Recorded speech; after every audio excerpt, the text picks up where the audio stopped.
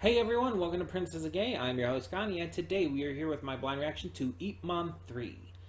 So this is the third of these movies we are doing for Ip Man, however it's exactly pronounced. Um, this is the martial arts series starring Donnie Yen, and yeah, I liked the first two a lot. I think the first one is overall better for me, but I still did very much like the second. It continued off the first in a lot of ways, and it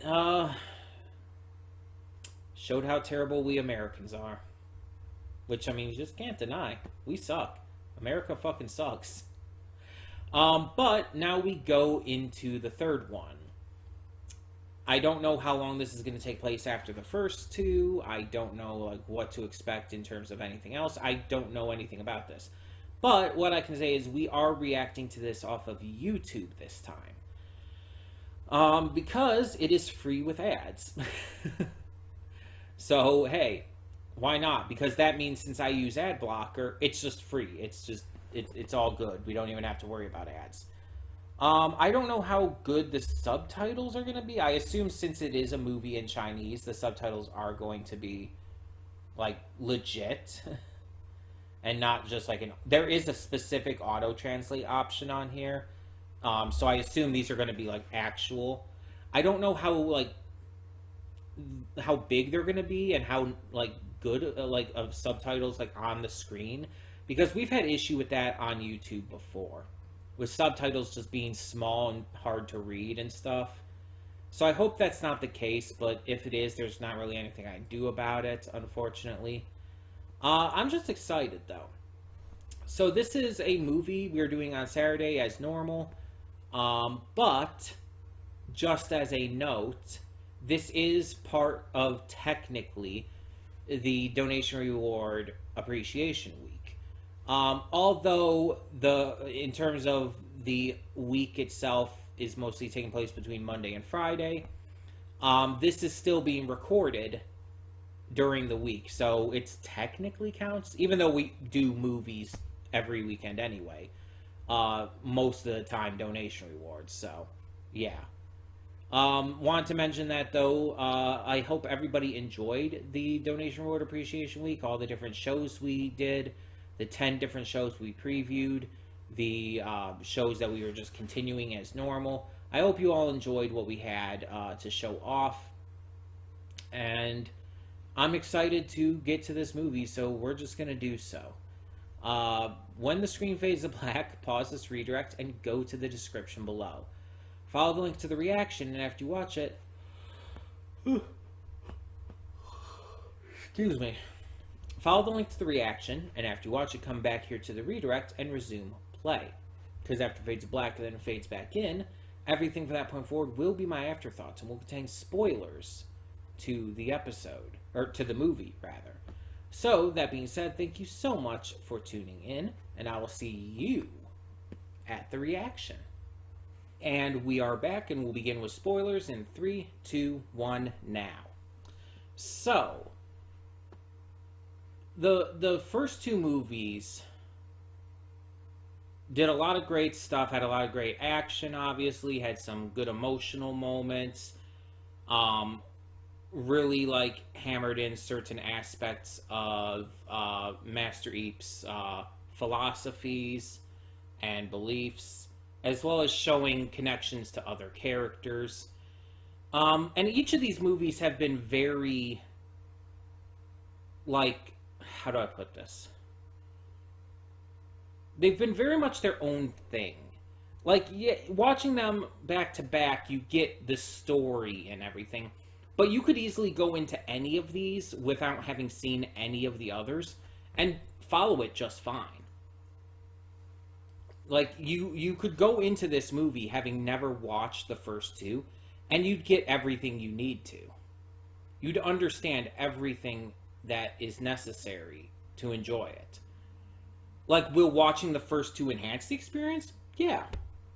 But it's not needed. And I like that these movies kind of act as standalones in that way. And this third movie is definitely the most emotional. It definitely has the biggest emotional core and really hits the hardest in that regard. Like the other movies had great emotions to them, but this one just like shit, the stuff with his wife, man, like that got me that got to me. Like I didn't like have a full on like big cry moment, but I was getting very teary eyed. I was welling up there.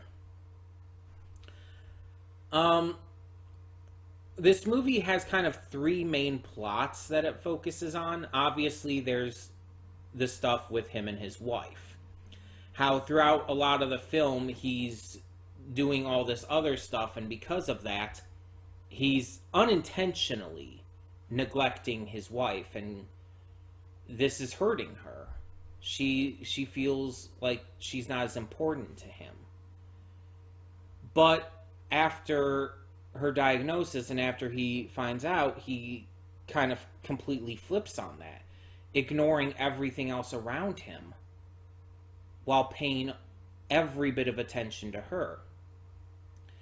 And in the end, we kind of get this vibe that she more wanted, I guess, a balance, because she loved him for who he was, for being a good person who would help others, for being a martial arts master who would accept challenges. She loved that aspect of him, for training. Even just the sound of him training brought peace to her. So she didn't want him to give up everything he loved and all his philosophies and stuff for her. She just wanted a little bit of his time because she's his wife and she deserves it. And that's entirely fair, and he definitely realized that. And then you had the side of the story that dealt with probably most of the movie, I would say, like three-fourths of it. We have this group of thugs, of ruffians, led by this foreign man named Frank, played by the legendary Mike Tyson. Frank is this foreigner who is living in Hong Kong with, I presume they're supposed to be his wife and daughter. He's living with them, and he's kind of trying to take over. Specifically, he's trying to take over this school. He sends his goons after and sends them to do all this terrible stuff. And he's also working with this foreigner who's the captain in the police department, which is causing trouble for them really acting and doing anything.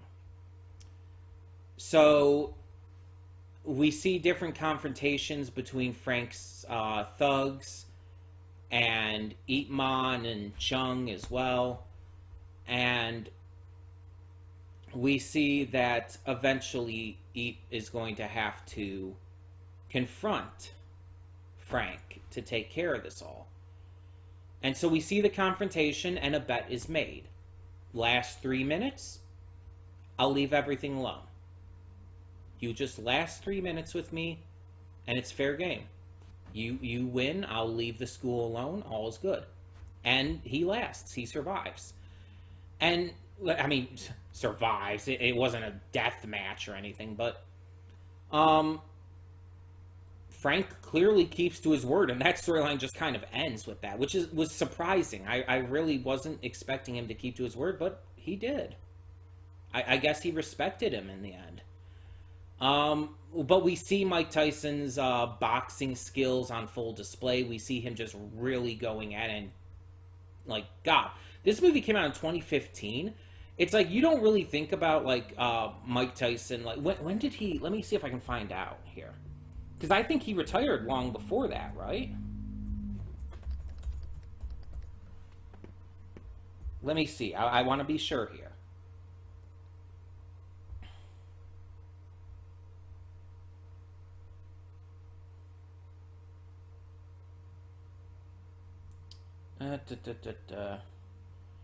They're talking about him competing in the 80s and 90s here.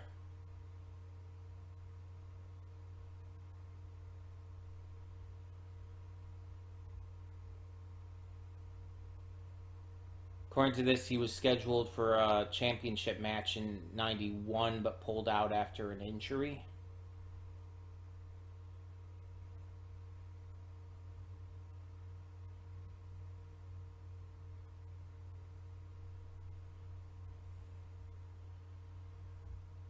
He later made comebacks and everything, continued to fight throughout the '90s. According to this, it continued on through 2005.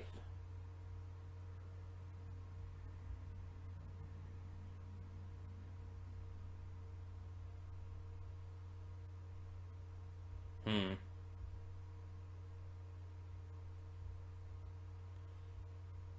Okay, so I'm trying to find exactly when he retired here.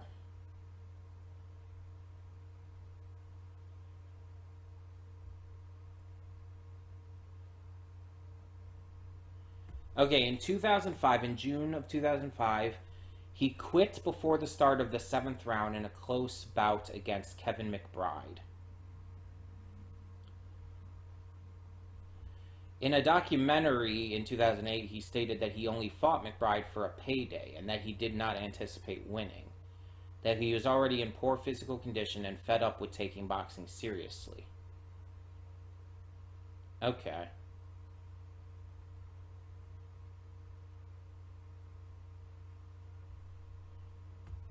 Okay, so it seems like, yeah, he had already retired by this time, but he still clearly had it.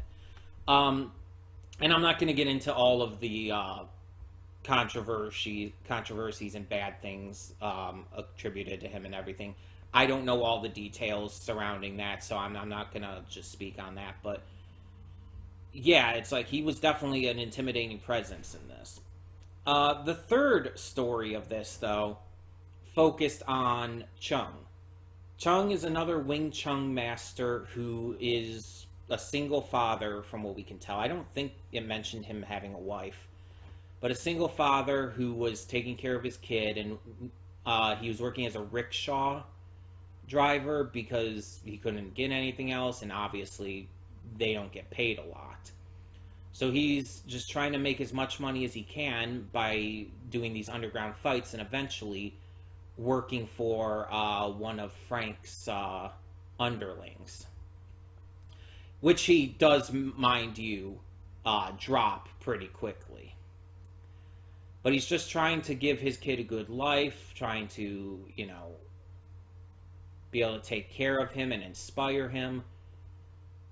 But he does eventually see Master Eep's fighting style and recognizes that it's not as aggressive as his own. That Master Eep takes it into a more pacifistic route than Chung himself believes Wing Chun should be taken. So he ends up deciding he wants to challenge Master Eep to a match, but to do so, he has to kind of make a name for himself first. He starts challenging various masters around Hong Kong, makes a huge name for himself, becomes really big in the papers, and finally puts down the challenge. A big match for the title of Grandmaster of Wing Chun, and has this entire paparazzi-filled, basically, arena set up for it. But during this time, Master Eep is tending to his wife, who, is dying from cancer, which is fair. And so he never shows up to the bout. Chung is declared winner by default, which he doesn't seem like he completely likes, but he does accept it and seems to almost kind of try to convince himself that Master Eep did it for noble reasons. But later on, they decide to have one more fight after Master Eep's wife contacts Chung and tells him, I guess, everything that's been going on, and sets up just one last bout with no paparazzi, no one around but their families. They have one last fight, and in the end, Master Eep wins. It's a close fight, and they both share their fair share of blows. But in the end, it is decided, and Chung accepts it. I mean, he accepts defeat. Master Eep gives him one last lesson to take to heart, and it ends with the statement about Master Eep's wife passing from her cancer, like not even a year later. It's a really emotionally driven and sad film compared to the first two, with just as much exciting action, martial arts skill, and intensity. It continues what the first two set up, while also reminding you to just love on your loved ones, to never let them forget how much they mean to you. And that leaves it off for now.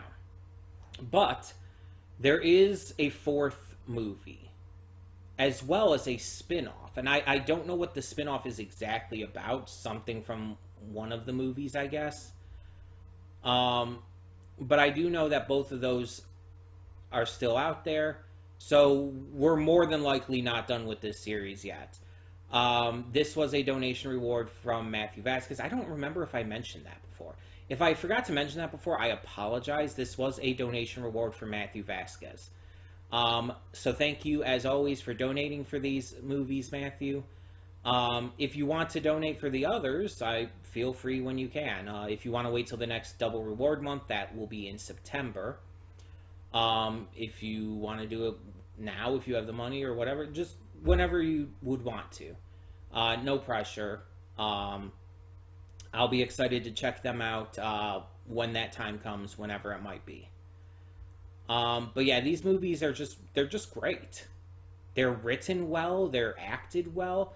Like, just multiple points in this movie, you see Donnie Yen's performance just from a facial expression, just from his facial expressions. It's like, when he finds out his wife has cancer, it's like you see Donnie Yen's face go through a shit ton of emotions all in one go. Like I said in the reaction, you have like stuff like disbelief and pain and sorrow and horror and stuff. And it's like you see all of that in just his expression. You see so much from him just from the way he emotes on his face, and it's such good acting. And yeah, the martial arts and stuff are awesome. Of course they are. But what really makes these movies so good is the story and the characters and everything. It's just the emotional pull and the strength of its cast. All of this stuff is like what these movies really shine through with. And I can't wait to see how this ends. Apparently the fourth one is the last one. And again, there's the spin-off as well. So I definitely am excited to see the last two movies. These have been fantastic, especially for my first martial arts films. So thank you again, Matthew, for donating. And thank you to everyone who tuned in. Let me know in the comments below if you have any questions, any thoughts, or anything. Let me know what you thought of the movie. Let me know how you liked the acting, the martial arts, the emotional pull. Let me know all of that and more down in the comments below. For now, though, thank you so much once again for tuning in. And for now, I'm Connie, and I'm signing off. See y'all next time.